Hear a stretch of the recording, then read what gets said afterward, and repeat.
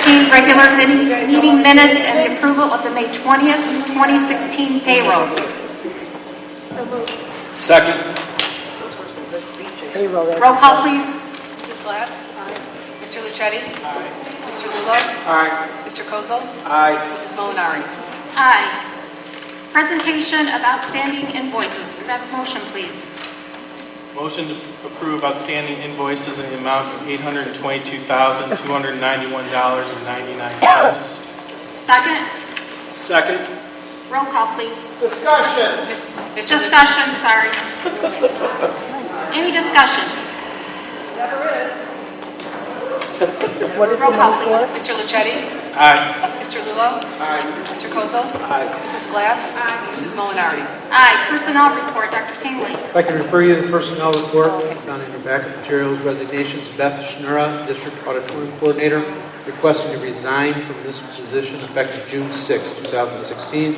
I ask that you accept this resignation as presented. Motion to accept the resignation. So moved. Second. All those in favor? Aye. Retirement. Under retirements, Bobby Bobin, paraprofessional job coach, Central High School, requesting to retire under IMRF retirement system effective at the end of the 2017-18 school year. I ask that you accept this retirement as presented. So moved. Second. Any discussion? Roll call, please, Sue. Mr. Kozel? Aye. Mrs. Glatz? Aye. Mr. Lucetti? Aye. Mr. Lulo? Aye. Mrs. Molinari? Aye. Under leaves, Elizabeth McNamara, Associate Principal, Central High School, requesting a 2-week FMLA at the conclusion of her maternity leave, returning November 14th, 2016. Kathleen O'Connell, World Language Instructor, Central, requesting a 7-week FMLA at the conclusion of her maternity leave, returning October 3rd, 2016. And Ann Orlowski, Guidance Counselor, West High School, requesting a 2-week FMLA at the conclusion of her maternity leave, returning November 21st, 2016. I ask that you accept these leaves as presented. Motion, please. So moved. Second. Second. Any discussion? Roll call, please. Mr. Lulo? Aye. Mr. Kozel? Aye. Mrs. Glatz? Aye. Mr. Lucetti? Aye. Mrs. Molinari? Aye. Bid approval for paper.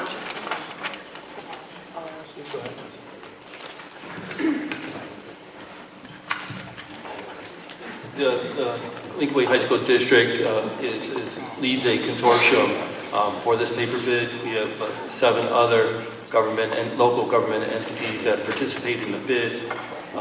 We are the largest segment of the consortium. We represent 77% of the purchasing of paper and the other districts. The rest, we have here is a detailed analysis on one page of every item that are purchased by the consortium, and 4 vendors bid.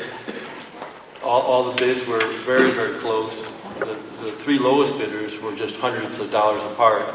So we believe that we got a very competitive bid. The lowest bidder was Midland, just by, again, $100. And compared prices for last year, the prices for paper this year are 3% lower than last year. That represents a $4,000 savings. Plus the lowest bidder, and this was not considered in the bid award, but the lowest bidder, Midland, that we're going to be recommending tonight to be awarded the bid, also offers a 1% discount for payment within that 30 days, which would save the consortium close to additional $2,000. So we are recommending awarding 2016-2017 paper bid to Midland Paper as presented. Total purchasing for the consortium would be $165,189. Have a motion, please. So moved. Second. Second. Any questions or discussion? Just one thing, I know this has been something that we've done, and from my recollection, I want to say it's going on 15 years we've done this. I just want to make sure that as we do this year after year, we're reaching out to the grade schools and trying to keep this consortium as large, because that does increase our buying power and make it more powerful and help us get the best prices for this. And I appreciate the work, because I know this is a lot of work to put this together. I would ask the question, when you're 77% of the consortium, I mean, how much is that actually saving us? I mean, with only an additional 30%, have we quantified, I don't know how much extra work is involved in putting this together, but it seems like, I don't know how much the bids would change without The big thing is, Chris, I know in years past, the grade schools, some of the larger grade schools have come in with us, and they've come and go over the years. And when we get some of the larger grade schools like 122 or Mokina or 161 come in and buy with us over the years, that tends to really bring the price down. I'm sorry. As we have those larger grade schools come in and buy with us, or the larger government entities in the area buy with us, that does lower the price. Yes, this year probably with only being 30% outside of Lincoln Lane, but we do consume more than most of the schools. And also how we structure the bid and how the process we're purchasing, we do not accept the paper for the other government entities. So they're directly shipped to the other government entities. The other government entities are invoiced separately. Actually, that was new for this year. We added that in all invoicing goes directly to the purchase orders are created from the separate company. So it's just, we were going to conduct a bid anyway. So including them adds a little bit of work, but I wouldn't say it would be an extraordinary amount of work. That See it as the a fact that we add them to the bid. I see it more as a neighborly gesture for the other surrounding schools and entities around us, Chris. To your point, I don't think we get a much bigger savings if we did it on our own. So helping the neighbors that would our experience in the benefit. Right, and especially like the park districts and some of the smaller entities who would not get these prices by just going off. And they would end up going to a Staples or an Office Max and buying through that and wouldn't get these prices. And I checked with my previous district who conducted their paper bid at the same time, and we're actually close to 10% lower in price than another large high school district that purchases a lot of paper as well. So I really think we got a really good price, better than other large districts that bid at the same time. Any further discussion? Roll call, please. Mr. Kozel? Aye. Mrs. Glatz? Aye. Mr. Lucetti? Aye. Mr. Lulo? Aye. Mrs. Molinari? Aye. Waste removal and recycling. Yes, we conducted a bid for our waste removal and recycling. As you see in the packet, we created very detailed bid specifications. We listed the current service at all our schools except for a reduction in service at Lincoln Lake North, and it was just estimated what the needs would be there.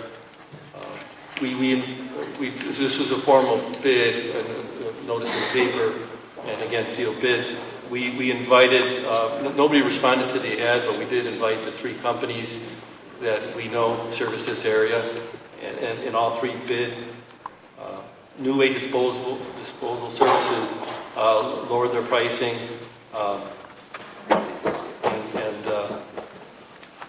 and they're considerably lower than both Waste Management of Illinois and Republic Services. And I think that one of the reasons why this is how they stated how they were able to create such a low price is that we have pretty expensive trash compactors at our schools. They're $13,000 a piece. Plus the empty bins also are pretty costly as well. So a new company coming in, per the bid specification, would have had to purchase all new trash compactors for us, all new bins, and new way disposal service in order to try to be as competitive as they could.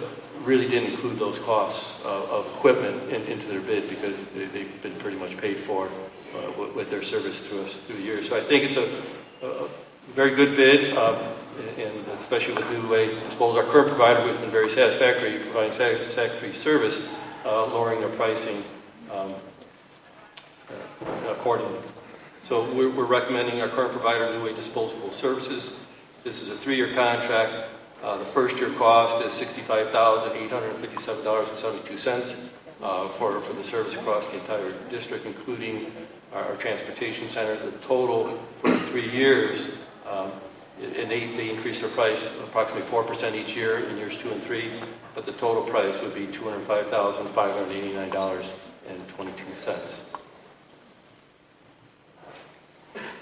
Could I have a motion to accept the 3-year contract for waste removal and recycling as presented from New Way Disposal Service at an estimated 3-year cost of $205,589.22 for the fiscal years 17, 18, and 19?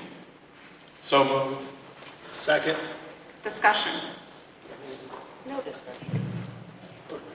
I just wanted to bring up for the community, this was actually discussed in our finance committee, and one of the things that was brought up that we haven't discussed up here yet is that there is no surcharge for fuel on this, and that these are the prices that we're in essence locking in for 3 years, and this is significant savings over what we presently pay. And we're obviously looking, you've seen quite a few of these last meeting, this meeting, and I'm sure if I know Steve, he's got some more in the pipeline that will be coming through the finance committee and moving forward to try and save us money going forward. Well, that kind of answers my question, Chris, because with the paper, they were all pretty consistent. Number 2 and number 3 are really right there. Number 1 is significantly cheaper, and I just want to make sure that there's no change orders or additions once the low bid is awarded the contract, making them, competitive to the others, since it's, quite a significant difference. I think, Steve, I'll get you feel down. All 3 vendors that were present at the bid opening, and even the vendors questions like, how could you, do it at such a price? And they said that's our price. And there is no hidden cost or fees. And I scrutinized their bid package and their proposal. I didn't see any other cost. I believe that is now. There could be some changes to the service levels depending on the needs with the different enrollments next year. But I don't see significant. Our use changes. Our use changes significant. I don't see significant changes to it, but there could be some slight modifications. Use changes, that was also brought up, that the prices are locked out for the container size, et cetera. Except for if we have to purchase, unless we have to purchase new equipment, that we may have to purchase the equipment and still get the per unit, the delivery prices, the pickup prices would be pro rata. Say if we went from 5 to 6, we would just pro rata increase it 20%. 5 days a week rather than 6 days a week would go 20%. That's right. Thank you, Steve. Okay. So this is a significant savings. What I would like to see is making sure that all of our top vendors come through this whole process and that we're making sure. So if we can start with getting a list to the Finance and Building Committee of the top vendors and, the last time we bid it out and when we're going to bid it out the next time, I think that would be a good start to make sure that we don't leave any savings on the table here. What was the savings? What were the numbers? What was the savings? The New Way Disposal is... What was the savings? Well, I'll give you the totals of each vendor, and that way you can figure it out. It's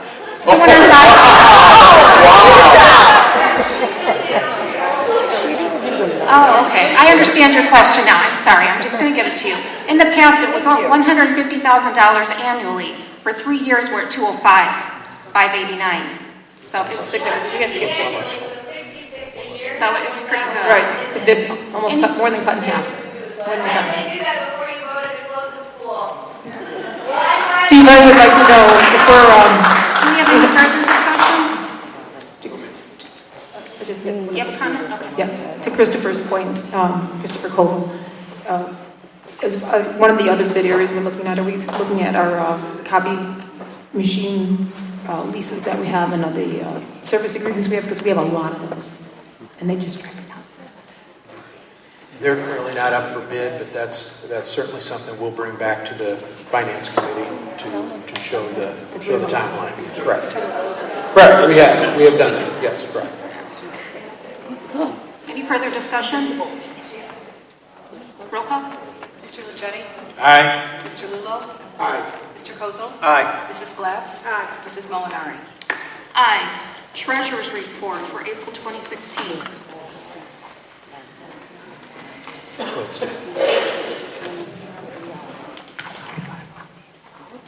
For this treasurer's report, I would like to bring your attention to a couple additional columns that were added to reflect the board's resolution related to the AUP. And so you see the totals in both the assets and the liabilities and equity, and they match your resolution. We presented it in the April Treasurer's report, although if you see the columns were headed 7-1, because when the financial statements are presented, they will be a footnote. They won't be listed as an actual transaction that occurred, because it's impacting the beginning balances of the financial report. So your beginning fund balances for this financial statement will be different than the ending fund balances of 15, and then they'll be footnoted. But I think by presenting it as we presented here in the Treasurer's report, I think you can see clearly how it's going to impact each of the funds and how they impacted the fund balance at this time, although they're going to be stated differently in the financial statements. Motion to approve the treasurer's report for April 2016. So moved. Second? Second. Discussion? Are we going to be talking about the cash flow report? No. Yes, we can. My specific question is on transportation and on the cash flow report. Are we expecting a decline in the revenue in the last 2 months, given that they will be paying for that we've already collected for fuel, and fuel has been lower than what they probably should have been charged? Yes, we believe there will be some adjustments, but we have not calculated them at this point. We'll be calculating them in June and sending the adjustments in that month. Any further discussion? For now, what do you think the deficit will be? What are you projecting for this fiscal year? Well, the cash flow that as I presented here, last month, I presented the cash flow with the assumption that it's going to end the year exactly as we had budgeted, both the revenue and expenditure, and I just extended out 3 months and just did a pro rata that the budget correct. You had asked, the board had asked last month whether we can make some adjustments. And I said, even though I was modeling it that way, we believe that we're going to perform better than the actual budget that I said. A conservative approach would be a $3 million ending deficit for the year, but there would be potentially $1 million to $2 million variance from the $3 million, possibly $2 million deficit or $4 million deficit. The cash flows that I presented here, and the cash flows are really for us to figure out our cash needs, especially with our TAWs and whether we're going to be able to pay off the TAWs. So the cash flows that we presented here was to represent a better case scenario, a $2.2 million deficit. And so we factor that into the equation, just to see that if $2 million is maybe the best, we'll end this year with just a $2 million deficit rather than a $5.2 million deficit. How will that impact our ability to repay our TAWs? And by the way, our cash flow, we received the first tax distribution today, and so our cash flow concerns presently are resolved with the TAWs. We are going to be able to make all our payments, and the TAWs that we did loan were sufficient to meet our cash flow needs. So we're okay cash flow wise. Now it's a question of the TAWs have a due date of October 1st. So when we do tax anticipation warrants, it's for the whole 2015 levy. We've always made an effort to repay the TAWs by the end of the fiscal year because that presents us in a better financial position on the financial profile. But as even presenting a better cash flow than I presented last month, we're still, looks like we're not going to be able to pay our TAWs off by the end of July, which is, I mean, it doesn't violate the TAW covenants because the due date is October 1, which the reason it's October 1 because that's the end of the tax cycle for 2015 with the bills, the second installment due September 1st. And you see here that if we go to the operating funds, with a 2.2, if we end the year in our total operating funds with a $2.2 million deficit, and this is assuming that we're repaying $30 million in repaying the entire TAWs outstanding, we're short $3.3 million.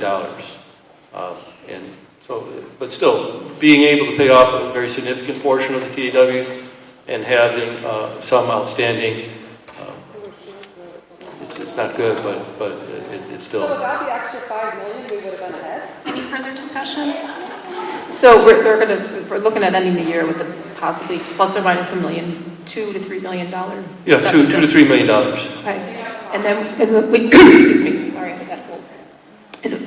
But we've been, so if we continue that from year to year, hopefully we're going to save some money next year to start paying off the tax anticipation warrants. But we have to also look at the needs that we need to do to continue educating our kids. Everything from books to technology and things like that we haven't been able to focus on. Correct? Correct. Okay, I just want to, we have other things that. Okay. Any further discussion? Anyone? Roll call, please. Mrs. Glatz? Aye. Mr. Lucetti? Aye. Mr. Lulo? Aye. Mr. Kozel? Aye. Mrs. Molinari? Aye. Student activities report for April 2016. Also, in your backup material, student activity report for the month of April. Receipts and expenditures are very close in terms of money brought in, money distributed.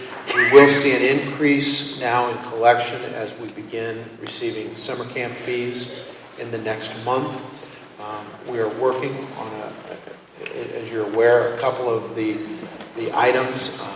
The building trades account, we will look to zero that out the month of June and close that account and continue to monitor the balances and reduce all negatives as we move through the close of the fiscal year. May I have a motion to approve the student activities report for April 2016? So moved. Second. Discussion? Just on the building trades account, can we get a accounting of where the funds came from and how you plan to do that? Yeah, we will get a breakdown. 417,000. Correct. Yes. Anything else? Further discussion? Roll call? Mrs. Glatz? Aye. Mr. Lucetti? Aye. Mr. Lulo? Aye. Mr. Kozel? Aye. Mrs. Molinari? Aye. Student travel, out-of-state travel. Out-of-state travel, we have one request, Lincoln Way West, Central, and East French students. Don Floyd is the sponsor. Be June 12th through June 20th, 2017. Trip to France. They would leave Chicago O'Hare Airport, obviously return. It's a nine-day tour of Paris. Mrs. Floyd has taken students on this trip before. Cost of the students is $3,800, no cost to the organization or the district. We would ask that you approve this request as presented. Obviously, we will have the proper paperwork and everything signed and in order. Motion to approve the out-of-state travel. So moved. Second? Second. All those in favor? Aye. Informational items, FOIA requests. Your backup materials is a list of FOIA requests from May 5th to May 17th, total 27 FOIAs. If you have any individual questions, we'd be happy to answer those for you. Legislative report. Legislative report, the Illinois Evidence-Based Funding for Student Success, House Bill 828, was introduced in the House on May 24th, 2016. Yesterday, Senator Lightford merged the evidence-based plan with Senator Andy Menard's Senate Bill 231 and placed Senate Amendment 1 on House Bill 3190. House Bill 3190 passed through committee today and will now move to the full Senate. Interesting that they're combining two funding type formulas together. We have yet to receive any numbers. We'll wait and kind of see how that works out. I'm sure the Illinois State Board of Education is working on those numbers.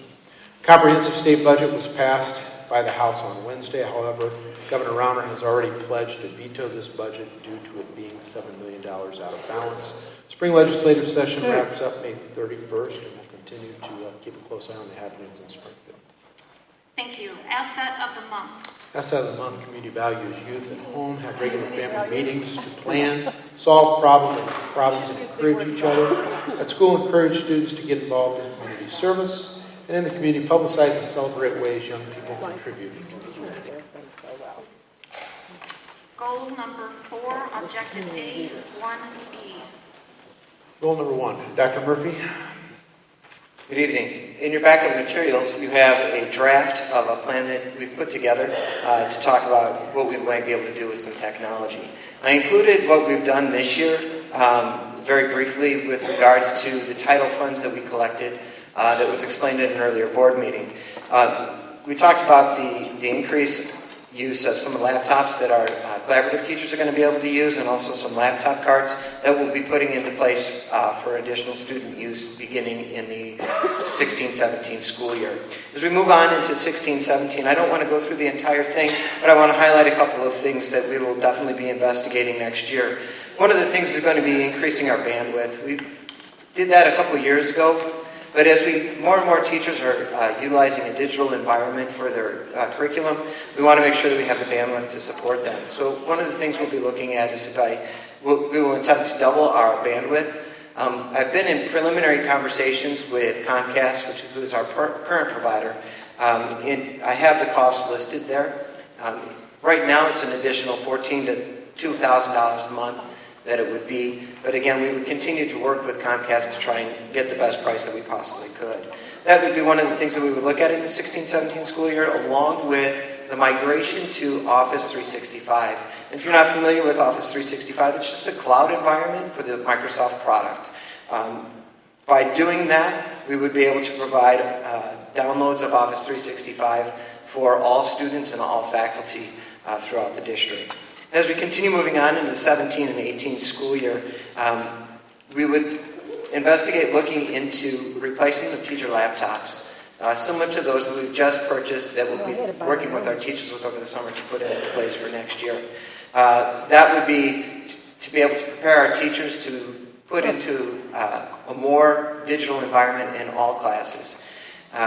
At that point in time, we would continue with the professional development, making sure that our teachers are fully trained on how to use those devices, and also to prepare them for what could possibly come in the 18-19 school year. As we look into the 18-19 school year, it would be the first year that we would truly, really investigate being a one-to-one school or replacing our current laptop environment for our students. So one of the two options, and they're both listed there for us, to be able to determine how we would want to go. And I think that that's going to require a lot of discussion over the next couple of years to truly evaluate if this is the direction we want to go as a school district, to be a one-to-one environment, or if we just need to make sure that we supplement our schools with enough devices so that they can be used as often as possible, along with a number of other items that we would have to upgrade throughout the year.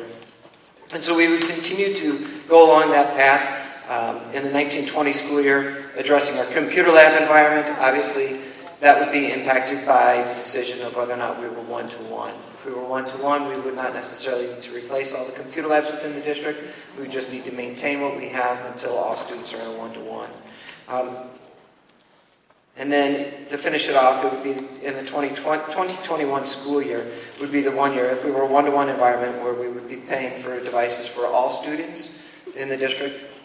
And then the ultimate vision for the one-to-one environment is to figure out a way that once a student comes into Lincoln Way and they start paying for the additional costs, that they would be able to leave Lincoln Way with a device. So that would be the vision behind it. Obviously, this is a draft. This is open to all kinds of discussion, and we will continue addressing this and looking at this as often as necessary. Thank you, Dr. Murphy. Any questions? Yeah. Brian, so for 16, 17, and all the other years, you had some cost estimates, but so we're looking at trying not to spend money in 16, 17, or are we with the bandwidth? We would not be looking to increase the bandwidth for the 16-17 school year. That's actually going to end up getting pushed out to the 17-18 school year because of the way that we have to go through the bid process in order to receive the appropriate bids for the funding that we would receive back through Comcast. Okay. And then in 18, 19, you talk about the call manager upgrade and that the system is at the end of its life at that time, correct? Our current call manager? Our current call manager is end of life right now. 18, 19. It's end of life today. We've been maintaining it, and it works. And the only reason that it's end of life is they don't support the hardware parts that are behind there anymore. And so we continue to work with the vendors to make sure that it stays up to date as best as we possibly can. Okay. Real quick question. With the pricing that you gave here for the Office 365, when you look to do it, is that including our site licensing and the service agreement that we have with Microsoft now? Yes, it is the same as our licensing agreement with Microsoft as it is today. Could you get those numbers to us too to see what we spend today? Absolutely. And, broken out so we can kind of just see, because I know that they include both of them together, and obviously that's a piece that we're already paying for, and that might, make this a little more palatable, even though it is a big number. Correct. Yeah, absolutely. I will get that to you. Dr. Murphy, also, we had a grant this year. Will there be a grant to apply for next year for more machines, laptops, and desktops? Now, I don't know the answer to that question. I don't know what title funds are going to be able to bring for us for the years to come. I know that this was a nice influx that we received this year. Thank you. Anything further? Thank you, Dr. Murphy.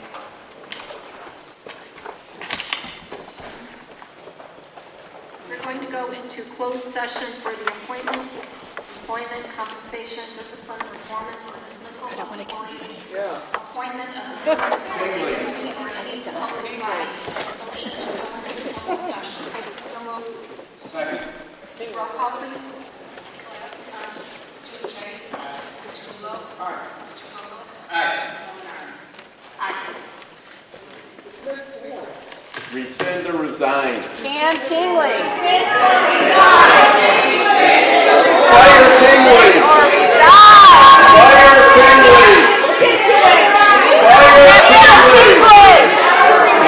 Fire Tingley!